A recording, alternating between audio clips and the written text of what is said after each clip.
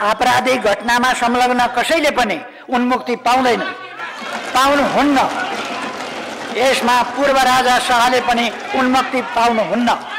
फेरि राजा बन्छु, व्यवस्था मास्छु भन्नेले यी सबै श्रृङ्खलाबद्ध घटनामा आफ्नो धारणा सार्वजनिक गर्नु पर्दैन। नियमावलीको होइन, यहाँ संविधान उल्लङ्घन गर्ने, व्यवस्था मास्ने कुरासँग म प्रश्न उठाइरहेको छु। मान्य सदस्यहरू आसन ग्रहण गर्नुहोस् र प्रधानमन्त्रीलाई समय दिएको छ। सबैले यस देशमा सबैले संविधान मान्नुपर्छ, व्यवस्था मान्नुपर्छ। हल्ला गरेको भरमा राजनीति र संसद सबैलाई अवरोध गर्ने काम गर्न मिल्दैन। सम्माननीय प्रधानमन्त्रीज्यूले बोल्दै गर्दा संसदको नियमावली 2079 को नियम 21 को यहाँ होच्याउने असंसदीय भाषा प्रयोग गर्नुभयो। यो संसदको रेकर्डबाट हटाइयोस्। मान्य सदस्य, यहाँलाई समय दिएको छैन, त्यसकारणले यहाँ नबोल्नु होला। संसदको नियमावली 2079 शाहले संविधानको ऐतिहासिक निर्णयपछि भएको सम्झौताको उल्लङ्घन गर्नुभएको छ। सम्माननीय सभामुख महोदय, भोलिबाट मित्रराष्ट्र थाइल्यान्डमा मेरो औपचारिक भ्रमण हुँदैछ। कूटनीतिक सम्बन्ध स्थापना भएको 65 वर्षपछि नेपालको प्रधानमन्त्रीको पहिलो पटक औपचारिक भ्रमण हुँदैछ। यसबीचमा यति नजिकको र ट्रान्जिट पोइन्ट जस्तो त्यहीँबाट यता जाने उता जाने भइरहने, तर औपचारिक भ्रमण चाहिँ नभएको त्यस्तो अवस्था रहेछ। त्यसलाई अन्त्य गर्नका लागि यसपटक औपचारिक भ्रमण नेपालको तर्फबाट पहिलो पटक कार्यकारिणी प्रमुखको पहिलो पटक भ्रमण हुँदैछ। यस अर्थमा यो भ्रमण आफैमा महत्त्वपूर्ण हो भन्ने म ठान्दछु। भोलि 19 गते अर्थात् अप्रिल 1 मा मेरो भ्रमण टोली बैङ्ककतर्फ प्रस्थान गर्नेछ। 20 गते हाम्रो औपचारिक भ्रमण सुरु हुन्छ। भ्रमणको क्रममा महामहिम प्रधानमन्त्रीसँग द्विपक्षीय वार्ता हुन्छ। यसपटक पर्यटन र संस्कृतिको सन्दर्भमा 2वटा समझदारी पत्रमा हस्ताक्षर हुन्छ। दुई प्रधानमन्त्रीको उपस्थितिमा गैर सरकारी क्षेत्रबीच 6वटा समझदारी पत्रमा हस्ताक्षर हुनेछ। द्विपक्षीय वार्तापछि थाइल्यान्डका प्रधानमन्त्रीसँगै मैले संयुक्त प्रेस ब्रिफिङमा भाग लिनेछु। थाइल्यान्डका नरेशसँगको भेटपछि 1 दिने औपचारिक भ्रमण समाप्त हुनेछ। 21 गते 3 अप्रिल बिहान थाइल्यान्डका प्रतिष्ठित व्यवसायीहरूसँग मेरो भेटघाट र छलफल हुनेछ। दिउँसो एसियन इन्स्टिच्युट अफ टेक्नोलोजीमा मैले सम्बोधन गर्नेछु। साँझ हुने बिमस्टेक शिखर सम्मेलनमा का नेताहरूलाई दिने अनौपचारिक होइन औपचारिक डिनरमा सहभागी हुनेछु। समयको चाप छ। अधिकांश सदस्य देशका नेताहरू 21 गते मात्र बैङ्कक आइपुग्ने तालिका छ। तर पनि शिखर सम्मेलन लगत्तै बाँकी मुलुकका नेताहरूसँग सम्भव भएसम्म साइडलाइन वार्ताको योजना गरिएको छ। 22 गते हामी बिमस्टेक शिखर सम्मेलनमा सहभागी हुनेछौँ। बिहान मेरिटाइम ट्रान्सपोर्ट कोअपरेसन एग्रिमेन्टमा हुने हस्ताक्षर समारोहमा सहभागी हुनेछु। दिउँसो शिखर सम्मेलनलाई सम्बोधन गर्ने कार्यक्रम रहेको छ। साँझ दूतावासमा हुने कार्यक्रमसँगै हाम्रो भ्रमणका कार्यक्रम सकिनेछन् र 23 गते हामी स्वदेश फर्किनेछौँ। यस भ्रमणका 2टा उद्देश्य मैले भने, एउटा औपचारिक भ्रमण र अर्को बिमस्टेक शिखर सम्मेलनमा सहभागिता। यसै सन्दर्भमा अरू केही साइडलाइनका कामहरू हुने मैले यस गरिमामय सदन समक्ष जानकारीका लागि निवेदन गरेको छु। सम्माननीय सभामुख महोदय, गत चैत 15 गते 2वटा राजनीतिक कार्यक्रमबारे प्रशासनलाई जानकारी गराइएको थियो। दुवै कार्यक्रम शान्तिपूर्ण र संवैधानिक दायराभित्रको भनिएको थियो। शान्ति सुव्यवस्था कायम राख्दै विरोध आलोचनाको संवैधानिक अधिकार सुनिश्चित गर्न सरकारले हुन सक्ने अवांछित घटनाप्रति आयोजकहरूलाई सचेत गराएको थियो। यस सम्मानित सदनमा राम्रो उपस्थिति रहेका दलहरूको मूल नेतृत्वमा समाजवादी मोर्चाले काठमाडौँको प्रदर्शनी मार्गमा भव्य सभा गर्यो। आफ्नो धारणा सार्वजनिक गर्यो, सरकारलाई खबरदारी गर्यो, संविधान र व्यवस्थाप्रति आफ्नो प्रतिबद्धता जनायो। शालीन जुलुस सहित भएको त्यस कार्यक्रमका आयोजकहरूलाई धन्यवाद ज्ञापन गर्दछु। हाम्रो संसदीय लोकतान्त्रिक गणतन्त्रलाई सुदृढ गर्ने विधि यस्तै हो भन्ने पनि म ठान्छु। काठमाडौँको 3 कुनेमा अर्को सभाको लागि स्थान दिइएको थियो। त्यस कार्यक्रममा आयोजक को हुन् भन्नेमा केही आशंका र दुविधा समेत थियो।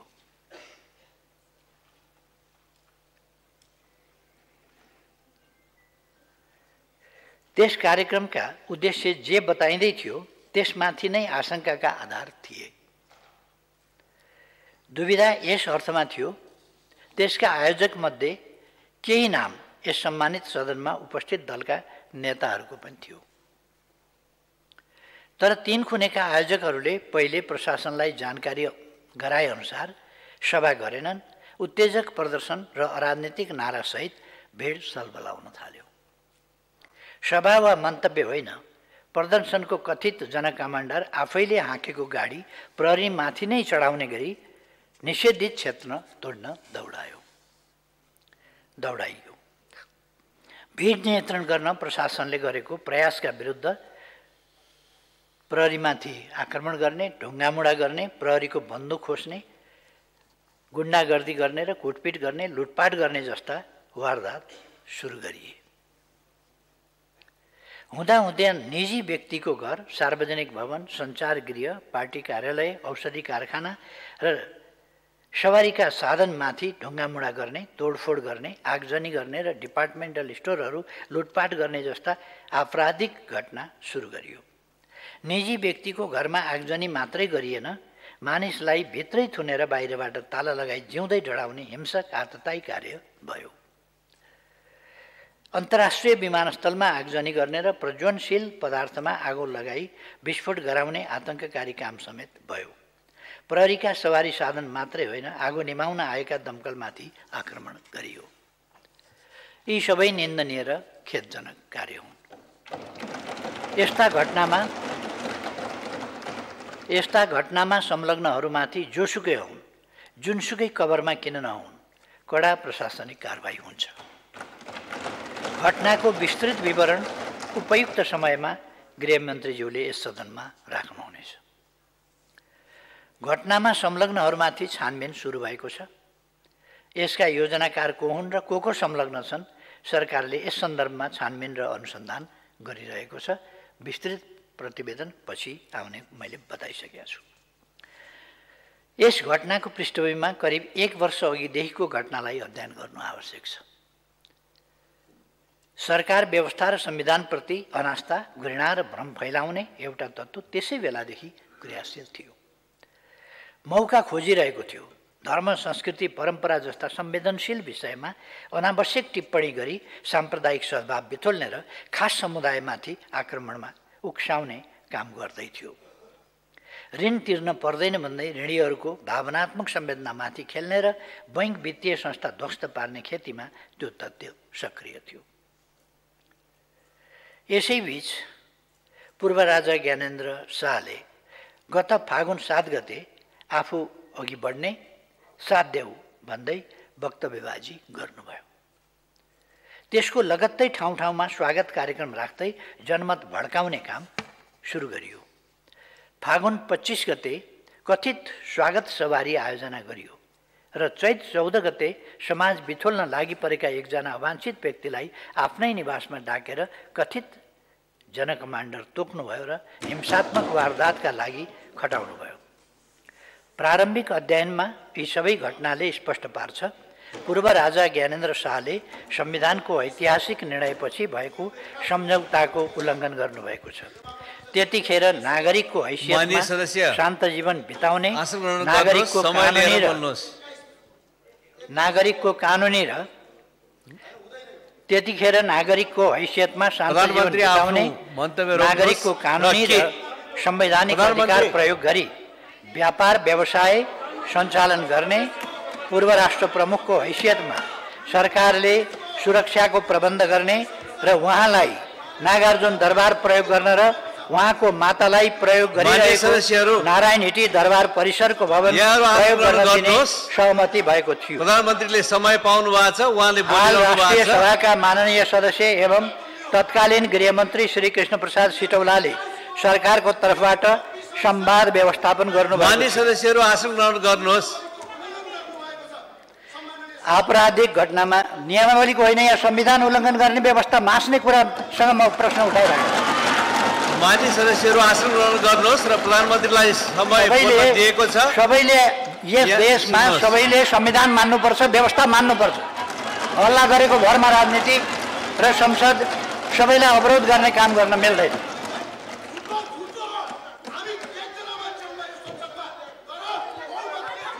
हाल राष्ट्रिय सभाका माननीय सदस्य एवं तत्कालीन गृहमन्त्री श्री कृष्ण प्रसाद सिटौलाले सरकारको तर्फबाट संवाद व्यवस्थापन गर्नुभएको थियो।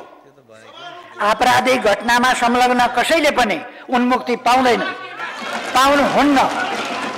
यसमा पूर्व राजा शाहले पनि उन्मुक्ति पाउनुहुन्न। फेरि राजा बन्छु व्यवस्था मास्छु भन्नेले यी सबै श्रृङ्खलाबद्ध घटनामा आफ्नो धारणा सार्वजनिक गर्नु पर्दैन। मानिसलाई मर्नलाई दुरुत्साहन गर्ने जनकमान्डर, इतिहासले कुनामा फ्याँकेका व्यक्ति, अभियानका संयोजक, धनजनको क्षति र लुटपाट, शासक बन्ने मनसुबा प्रधानमन्त्रीले आफ्नो कुरा राखिरहनु भएको छ। यहाँको सहमति असहमति त्यसलाई पछि यी सबै घटनाको मूल जिम्मेवार यहाँले सक्नुहुनेछ। त्यसैले गर्दा अहिले मान्य सदस्यहरू आसन ग्रहण गरेर केही दिन यता प्रधानमन्त्रीलाई दिएको समयमा यहाँहरूले सुन्नुपर्छ। केही दिन यता संसद अवरुद्ध छ। सुशासन र त्यस मान्य सदस्यहरू कम्प्रोमाइज भएर उठ्न स्वाभाविक छ। सरकारका समय पाएपछि यहाँले बोल्न सक्नुहुन्छ। त्यसकारणले मैले यहाँलाई अहिले समय दिएको छैन, आसन ग्रहण गरेर बस्नुहोस्। सम्मानित सदन हो, तर अहिले विषय सामान्य छ। एकजना कर्मचारीको विषयमा प्रश्न उठेको छ, सदन अवरुद्ध छ, महत्त्वपूर्ण संसदीय कार्यमा बाधा पुगेको छ। राष्ट्रसेवक कर्मचारीको गुणदोष टिप्पणी गर्ने स्थल चाहिँ यहाँ हो भन्ने मलाई लाग्दैन। त्यसको प्रक्रिया छ। राम्रो काम गर्नेलाई पुरस्कृत गर्ने र दोषीलाई कारवाही गर्ने विधि पनि यसै सदनले निर्धारण गरेको छ। यति चाहिँ भनौँ, सामान्यतः कुनै पनि कर्मचारीबाट विभागीय मन्त्रीले आफूप्रति लोयल्टी फिल गरेन भने वा मन्त्रीप्रति कानुनप्रति लोयल्टी फिल भएन भने वा लोयल्टी राखिएन भने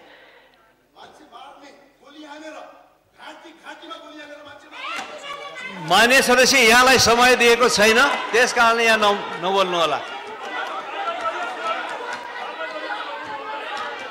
मान्य सदस्यहरू आसन गर्नुहोस्।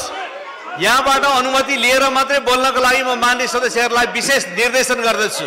अनुमति नपाइकन तल मान्यहरू कोही पनि नबोल्नुहोस्। अनुमति पाएको प्रधानमन्त्रीले अनुमति पाएको छ, उहाँको भनाइ सुन्नुहोस्।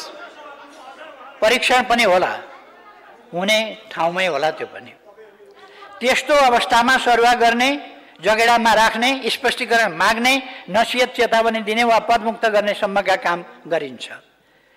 यो अहिलेको सरकारले मात्रै होइन, जहिलेको सरकारले पनि गर्छ। अहिले पनि भएको छ, जहिले पनि भएको छ। चित्त नबुझ्ने पक्षले कानुनी उपचारको हक राख्छ, त्यो पनि हुने गरेको छ, भइरहेको छ। अहिले यस विषय सम्मानित अदालतमा विचाराधीन छ। यसमा थप चर्चा परिचर्चा गर्न विधिसम्मत हुन्न भन्ने यस सम्मानित सदनलाई जानकारी नै छ। त्यसैले यस विषयमा मलाई लाग्छ थप बहस नगरौँ। अहिलेको परिस्थितिमा ससाना विषयहरूमा ठुलो बहस विवाद चलाउने परिस्थिति पनि होइन। अवस्था पनि छैन। अहिले संविधानको रक्षा, जनताले लडेर ल्याएका अधिकारहरूको रक्षा, लोकतन्त्रको रक्षा, सङ्घीय लोकतान्त्रिक गणतन्त्रको रक्षा र त्यसको सफल कार्यान्वयनको समय हो।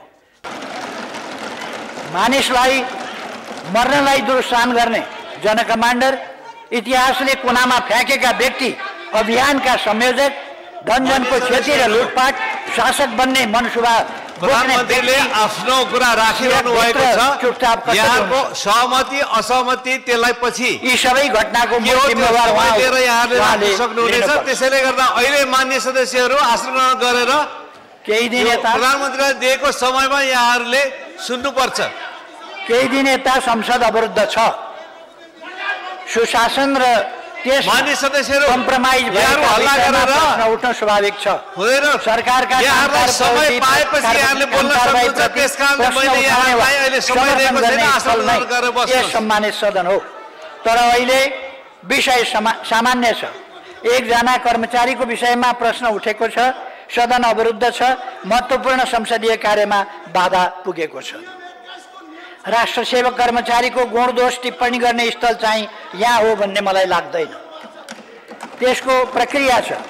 राम्रो काम गर्नेलाई पुरस्कृत गर्ने र दोषीलाई कारवाही गर्ने विधि पनि यसै सदनले निर्धारण गरेको छ। यति चाहिँ भनौँ, सामान्यतः कुनै पनि कर्मचारीबाट विभागीय मन्त्रीले आफूप्रति लोयल्टी फिल गरेन भने वा मन्त्रीप्रति कानुनप्रति लोयल्टी फिल भएन भने वा लोयल्टी राखिएन भने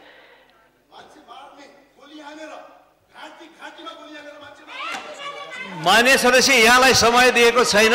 त्यस कारणले यहाँ नबोल्नु होला। मान्य सदस्यहरू आसन ग्रहण गर्नुहोस्।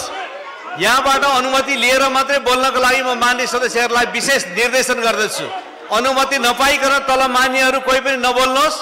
अनुमति पाएको प्रधानमन्त्रीले अनुमति पाएको छ, उहाँको भनाइ सुन्नुहोस्। परीक्षण पनि होला, हुने ठाउँमै होला। त्यो पनि त्यस्तो अवस्थामा सरुवा गर्ने, जगेडामा राख्ने, स्पष्टीकरण माग्ने, नसिहत चेतावनी दिने वा पदमुक्त गर्ने सम्मका काम गरिन्छ। यो अहिलेको सरकारले मात्रै होइन, जहिलेको सरकारले पनि गर्छ। अहिले पनि भएको छ, जहिले पनि भएको छ। चित्त नबुझ्ने पक्षले कानुनी उपचारको हक राख्छ। त्यो पनि हुने गरेको छ, भइरहेको छ। अहिले यस विषय सम्मानित अदालतमा विचाराधीन छ। यसमा थप चर्चा परिचर्चा गर्न विधिसम्मत हुन्न भन्ने यस सम्मानित सदनलाई जानकारी नै छ। त्यसैले यस विषयमा मलाई लाग्छ थप बहस नगरौँ। अहिलेको परिस्थितिमा ससाना विषयहरूमा ठुलो बहस विवाद चलाउने परिस्थिति पनि होइन, अवस्था पनि छैन। अहिले संविधानको रक्षा, जनताले लडेर ल्याएका अधिकारहरूको रक्षा, लोकतन्त्रको रक्षा, सङ्घीय लोकतान्त्रिक गणतन्त्रको रक्षा र त्यसको सफल कार्यान्वयनको समय हो। त्यसका लागि सिङ्गो सदन एक हुनुपर्ने आवश्यकता छ। हामीले सुनेका छौँ व्यवस्थाका विरुद्ध, प्रणालीका विरुद्ध, लोकतन्त्रका विरुद्ध, संविधानका विरुद्ध ललकारेर त्यसलाई नै अस्वीकार गर्ने र त्यसका निम्ति विभिन्न प्रकारका असंवैधानिक, गैर कानुनी र समाजलाई नोक्सान पुर्ने गम्भीर अपराधिक क्रियाकलाप गर्ने सम्मका क्रियाकलापहरू भइरहेका छन्। यस्तो बेलामा सिङ्गै समाज गम्भीर हुन पर्दछ। यस्तो बेलामा सिङ्गै समाज गम्भीर भएर यस्ता कुराहरूलाई रोक्न पर्दछ। हाम्रो ध्यान त्यतापट्टि जानुपर्छ भन्ने मलाई लागेको छ। कहीँ कतै सरकारको तर्फबाट कुनै काममा या कुनै नीतिमा, कुनै व्यवहारमा कहीँ कमी कमजोरी भएको छ भने सरकार आलोचना सुन्न तयार छ। तर ती आलोचनाहरू संविधान र व्यवस्थाका कानुनका दायराभित्र र सामाजिक मूल्य मान्यताका दायराभित्र हुनुपर्दछ। जथाभावी भ्रम फैलाउने, जथाभावी क्रियाकलाप गर्ने, जथाभावी बोल्ने जस्ता कुराहरू यो कहीँ पनि स्वीकार्य हुन सक्दैन। लोकतन्त्रमा जस्ता सुकै कुराहरू र असामाजिक कुराहरू पनि स्वीकार्य हुने भन्ने कुरा हुन सक्दैन। लोकतन्त्रले एउटा सीमा निर्धारण गरेको हुन्छ। संविधान, कानुन त्यसका लागि बनेका हुन्छन्। केही पनि नमान्ने समाजमा अराजकता फैलाउने कुरा हुन सक्दैन।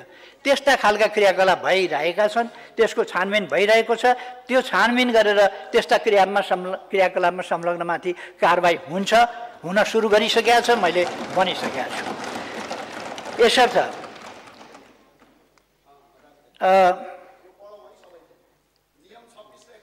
त्यसैले यस विषयमा सम्बन्धित निकायलाई आफ्नो काम गर्न दिउँ। राम्रो काम गरेका व्यक्तिको पनि अनावश्यक चर्चा परिचर्चा हुँदा उपयुक्त निष्कर्ष आउँदैन।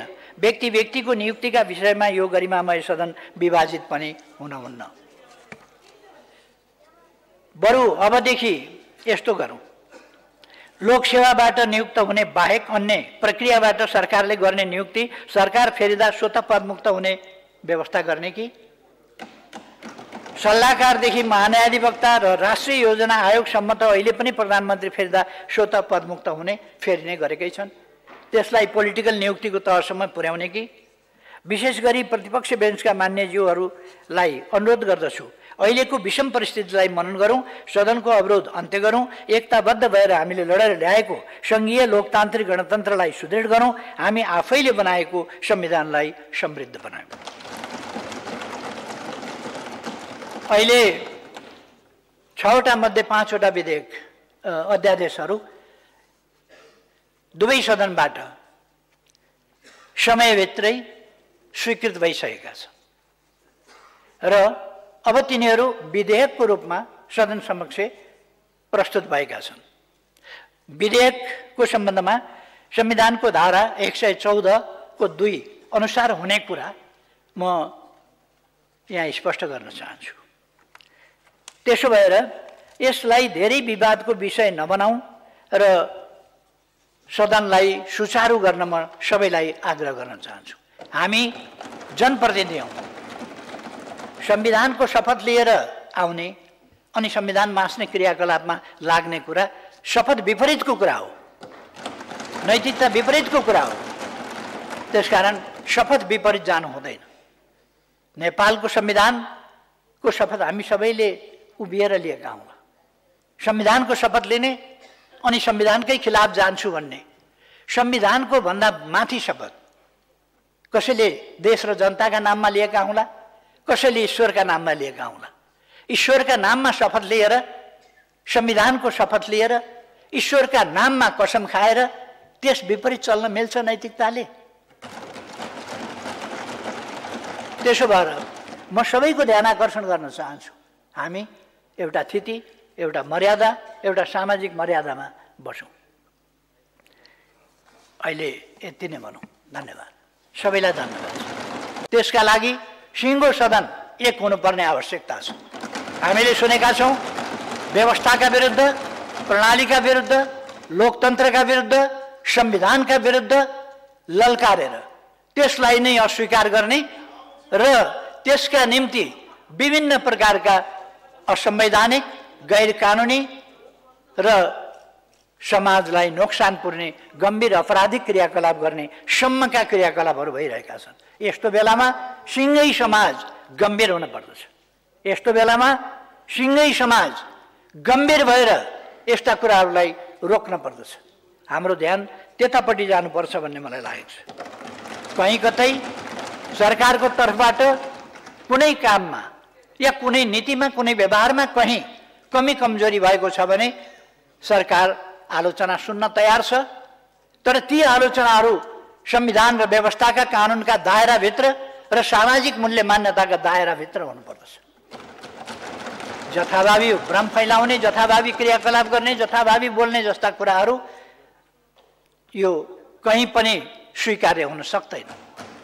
लोकतन्त्रमा जस्ता सुकै कुराहरू र असामाजिक कुराहरू पनि स्वीकार्य हुने भन्ने कुरा हुन सक्दैन। लोकतन्त्रले एउटा सीमा निर्धारण गरेको हुन्छ। संविधान, कानुन त्यसका लागि बनेका हुन्छन्। केही पनि नमान्ने, समाजमा अराजकता फैलाउने कुरा हुन सक्दैन। त्यस्ता खालका क्रियाकलाप भइरहेका छन्, त्यसको छानबिन भइरहेको छ। त्यो छानबिन गरेर त्यस्ता क्रियाकलापमा संलग्नमाथि कारबाही हुन्छ, हुन सुरु गरिसकेका छ, मैले भनिसकेका छु। यसर्थ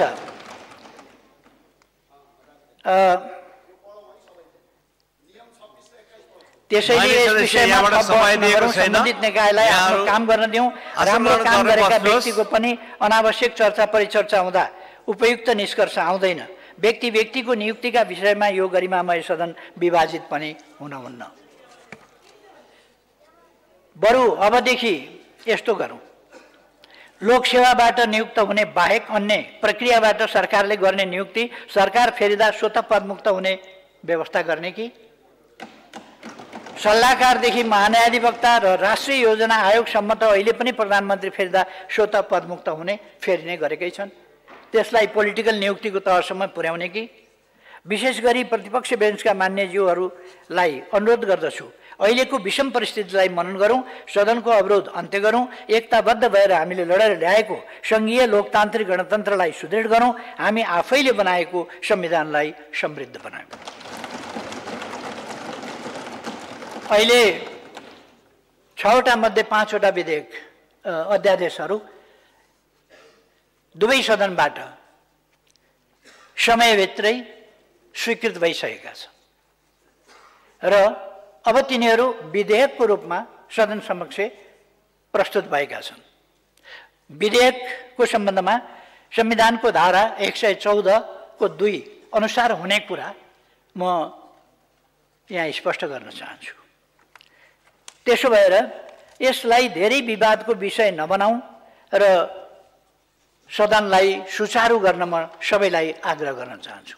हामी जनप्रतिनिधि हौँ, संविधानको शपथ लिएर आउने अनि संविधान मास्ने क्रियाकलापमा लाग्ने कुरा शपथ विपरीतको कुरा हो, नैतिकता विपरीतको कुरा हो।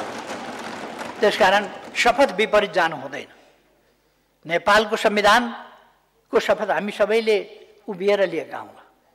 संविधानको शपथ लिने अनि संविधानकै खिलाफ जान्छु भन्ने, संविधानको भन्दा माथि शपथ कसैले देश र जनताका नाममा लिएका हुँला, कसैले ईश्वरका नाममा लिएका हुँला।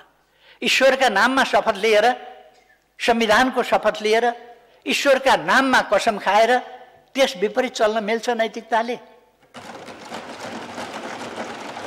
त्यसो भएर म सबैको ध्यान आकर्षण गर्न चाहन्छु, हामी एउटा थिति, एउटा मर्यादा, एउटा सामाजिक मर्यादामा बसौँ। अहिले यति नै भनौँ। धन्यवाद, सबैलाई धन्यवाद।